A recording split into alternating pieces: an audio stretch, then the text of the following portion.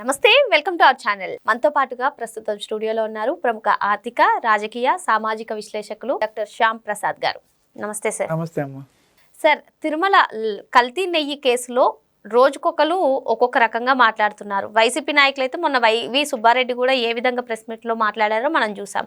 మరి ఇప్పుడు అయోధ్యకు పంపినటువంటి లడ్డూల గురించి పేర్ని నాని గారు చేసిన కామెంట్స్ బహుశా మీరు కూడా చూసే ఉంటారు.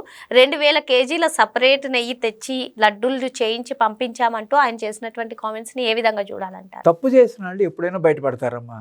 తప్పు చేసిన వాళ్ళు ఇవాళ కాకపోతే రేపు కాకపోతే ఇంకో సంవత్సరం తర్వాత అయినా తప్పు తెలిసిపోతుంది. ఎవడైనా దొంగ దొరికి తీరుతాడనమాట. ఈ లడ్డు ఇష్యూలో తప్పులు చేసిన వాళ్ళు దొరికిపోయారు. అమాయకుడైన పవన్ కళ్యాణ్ గారు పాపం నిన్న అయోధ్యకి లడ్లు 1,00,000 లడ్లు పంపించాము ఈ నెయ్యితో అని చెప్పారనమాట. పాపం అమాయకుడు ఆయన. వీళ్ళు చేసిన కల్తీలు, వీళ్ళు చేసిన దుర్మార్గాలు అన్నీ వాళ్ళంతటా వాళ్ళే బయటపడ్డారు. పవన్ కళ్యాణ్ నిజాయితీపరుడు కాబట్టి అక్కడ రిపోర్ట్స్ ప్రకారం అన్నీ చక్కగా చెప్పాడు. 1,00,000 లడ్లు అయోధ్యకు కూడా పంపించాము, అక్కడ భక్తులు కూడా తిన్నారు అని. ఆ విషయం పవన్ కళ్యాణ్ గారు చెప్పడం వలన నిజం బయటపడింది. ఎలా బయటపడింది? దాన్ని బేస్ చేసుకుని మన మచిలీపట్నం మాజీ మంత్రి పేర్ని నాని గారు ఏం చెప్పాడంటే, అయోధ్యకి మేము 1,00,000 లడ్డు పంపించిన మాట నిజమే, కానీ భారతదేశంలో ఉన్న మిగతా members, board members, TTD board members request మీద అది పంపించాం. కానీ నెయ్యి అనేది ఇక్కడ మేము వాడే నెయ్యి వాడలేదు అని చెప్పాడు. అంటే అర్థం ఏంటి? ఈ నెయ్యి వాడలేదనే కదా అర్థం. ఎందుకు వాడలేదో కూడా చెప్తా. అతను నెయ్యి వాడలేదనే సంగతి తెలిసిపోయింది కదా. అంటే దాన్ని బట్టి అతనికి ఈ నెయ్యి వాడలా, ఏది సింథటిక్ నెయ్యి దాంట్లో వాడలా. ఆ మెంబర్స్ ఏమన్నారు, మా అంతని మేము తెచ్చుకుంటాము అని 2,00,000 లీటర్ల నెయ్యి తెచ్చుకున్నారు. మన మై హోమ్ ఈయన పేరేంటి, మై హోమ్ ఆయన కామేశ్వరరావు ఏదో ఉంది కదా, మై హోమ్ బిల్డర్స్ ఆయన కూడా ఉన్నాడు దాంట్లో. వీళ్ళే నెయ్యి తీసుకుని ఆ నెయ్యితో తయారు చేసిన లడ్లని అయోధ్యకు పంపించారు. అంటే మేము అయోధ్యకి పవిత్రమైన లడ్లు పంపించాము అని అర్థం అనమాట. ఎవరి ఉద్దేశం? పేరు నాని గారి ఉద్దేశం. దాంట్లో తప్పు బయటపడిందా? అంటే ఈ నెయ్యి ఎందుకు వాడలేదు? నెయ్యి కాదు, సింథటిక్ ఘీ, నెయ్యి కాని నెయ్యి. అంటే అది కల్తీ నెయ్యి అని తెలిసే అయోధ్య స్వామి వారికి పంపించేటువంటి లడ్డూలలో మాత్రం మంచి నెయ్యి వాడాము అని చెప్పి పేర్ని నాని గారు చెప్తున్నారా? లేదంటే ఇక్కడ కల్తీ జరిగింది అక్కడ మంచిది పంపించామని చెప్తున్నారా? ఏ విధంగా అర్థం చేసుకో? అది కాదు. అంటే మెంబర్స్, ఇక్కడ బోర్డు మెంబర్స్ వాళ్ళకు కూడా ఈ మొత్తం స్కామ్ తెలిసి ఉంటుంది. ఇక్కడ నెయ్యి సరైంది కాదు, అసలు నెయ్యే కాదు అనే సంగతి ఆ బోర్డు మెంబర్స్ ఎవరైతే ఆ 1,00,000 లడ్లు తీసుకెళ్లారో వాళ్ళకి తెలిసి ఉంటుంది. అందుకని వాళ్ళే నెయ్యి తెచ్చుకున్నారు. అంటే ఈ సింథటిక్ ఘీ ఇక్కడ ఉందనే సంగతి అందరికీ తెలుసు అనమాట. లేకపోతే వాళ్ళు నెయ్యి తెచ్చుకోవాల్సిన అవసరమే ఉంది? ఇక్కడ నెయ్యి ఉంది కదా, ఈ నెయ్యితోనే తయారు చేయొచ్చు కదా లడ్లు, ఆ లడ్లే పంపించవచ్చు కదా. ఈ చిన్న లాజిక్ ఎట్లా మిస్ అయ్యాడు ఆయన? దానివల్ల దొంగ బయటపడ్డాడు. అంటే తన నోటితో వాళ్ళతోనే ప్రత్యక్ష దైవం, కలియుగ ప్రత్యక్ష దైవం వెంకటేశ్వర స్వామి చెప్పించాడు ఇది. రెండో విషయం ఏంటంటే, వైవి సుబ్బారెడ్డి గారు టీటీడీ మాజీ చైర్మన్. ఆయన చైర్మన్గా ఉన్నప్పుడు కంప్లైంట్స్ వచ్చినాయి. లడ్డు రుచి లేదు, వాసన లేదు, తొందరగా బూజు పట్టిపోతుందని భక్తులందరూ కంప్లైంట్ చేశారు. ఆ కంప్లైంట్ బేస్ చేసుకుని చైర్మన్గా ఎంక్వైరీ కమిటీని వేశాడు. ఒక ఎంక్వైరీ కమిటీని వేశారు. ఆ ఎంక్వైరీ కమిటీ సిఎఫ్టిఆర్ఐలో టెస్ట్ చేయించారు. సిఎఫ్టిఆర్ఐలో టెస్ట్ చేస్తే అది కల్తీ నెయ్యి అని వచ్చిందనమాట. వస్తే ఆఫీసర్స్ దాన్ని తొక్కిపెట్టారు. అంటే ఆఫీసర్స్ కాదు, అందరూ కలిసి తొక్కిపెట్టారు. ఆ రిపోర్ట్ ఎందుకు రాలేదు అని నిన్న ప్రెస్లో అడిగారు. అంటే ఆఫీసర్స్ తొక్కిపెట్టారు, నా దగ్గరికి రాలేదు అన్నాడు అనమాట అని చైర్మన్గా జవాబు ఇచ్చాడు. కానీ మళ్ళీ ఇంకో తెలివైన రిపోర్టరు ఆయన అడిగాడు. ఇంకో తెలివైన రిపోర్టర్ ఏమడిగాడు, నువ్వు కదా ఎంక్వైరీ వేసింది, నువ్వు ఎంక్వైరీ వేసినప్పుడు ఆ ఎంక్వైరీ రిపోర్ట్ ఏంటని అడగాల్సిన బాధ్యత నీది ఉంది కదా, వాళ్ళు ఎక్కడో ఆఫీసర్ చూసుకుంటారు, నాకేం పని లేదు అన్నట్టుగా మాట్లాడాడు. అంటే ఒక చైర్మన్ బాధ్యత ఏంటి అంత ఇంపార్టెంట్ ఇష్యూలో?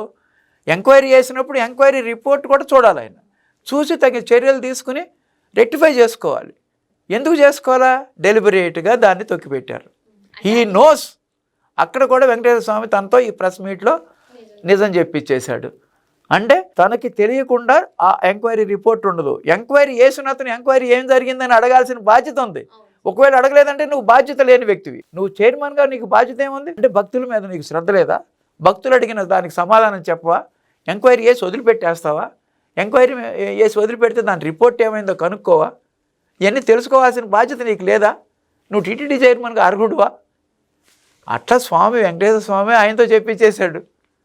ఏంటంటే నా దగ్గరికి రాలేదు అని. నా దగ్గరికి రాలేదు అంటే నమ్ముతారు ఎవరన్నా? అందుకనే రిపోర్టర్ తెలివిగా అడిగాడు ఆ ప్రెస్ మీట్లో అనమాట ఇది.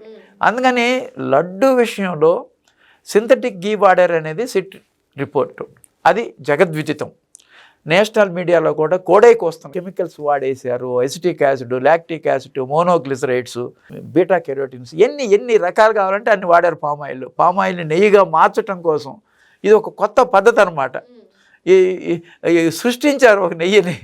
ఇది ఒక వింతగా ఉంది, దుర్మార్గం. ఒక పవిత్రమైన వైకుంఠంలో పవిత్రమైన లడ్డుని తయారు చేయటానికి నెయ్యి వాడకుండా, కనీసం ఒక స్పూను పాలు కూడా వాడకుండా వాళ్ళకి మనసు ఎట్ట ఒప్పిందమ్మా?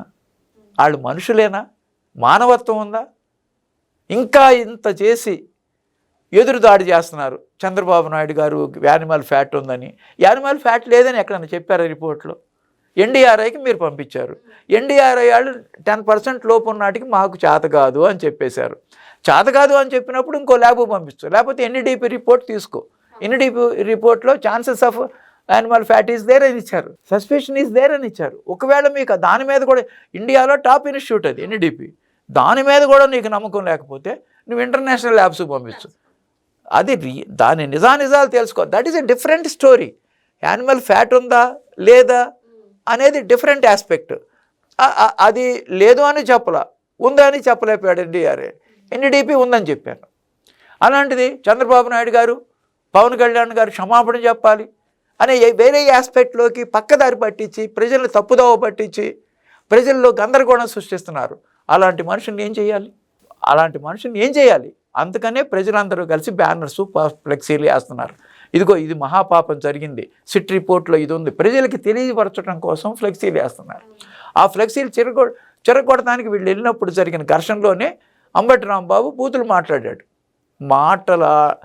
అసలు అసభ్య పదజాలం అంటే ఎవరో మాట్లాడకూడని, సామాన్య మానవుడు కూడా మాట్లాడకూడని పబ్లిక్గా మాట్లాడాడు. ఒక మాజీ మంత్రి, శాసనసభ్యుడు, 2 సార్లు శాసనసభ్యుడు, అలాంటి మంత్రి బూతులు మాట్లాడచ్చా? అలాంటి ఒక 45 సంవత్సరాల రాజకీయ జీవితం గడిపి 16 సంవత్సరాలు ముఖ్యమంత్రిగా ఉండి ఆంధ్రప్రదేశ్ రాష్ట్ర వృద్ధి కోసం ఎంతో శ్రమిస్తున్న వ్యక్తి మీద అలాంటి బూతులు మాట్లాడితే ప్రజలు తట్టుకోగలరా? చంద్రబాబు నాయుడు ఎంతో నియంత్రిస్తున్నాడు. ఎవరు నియంత్రణ దాటద్దు, ఎవరు తొందరపడద్దు, సహనం ఉండాలి అని చెప్పిన సహనం కోల్పోయారు. మహిళలందరూ సహనం కోల్పోయారు. ఆ గుంటూరు వెస్ట్ ఎమ్మెల్యేకి ఎంత మంచి పేరు వచ్చింది. ఆవిడ వెళ్ళింది ఏంటి? ఏమీ చేయలే. అతను బూతులు మాట్లాడేటప్పటికి మహిళలందరికీ కోపం వచ్చింది.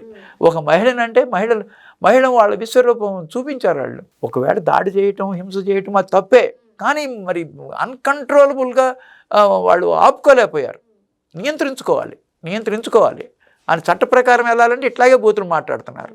5 సంవత్సరాలు మాట్లాడి 11 సీట్లకు వచ్చారు. ప్రజలే వాళ్ళని తిరగొట్టాలంటే మళ్ళీ ఇంకొన్ని 3-4 సంవత్సరాలు పట్టుద్ది వాళ్ళని ఇంకా శిక్షించాలంటే.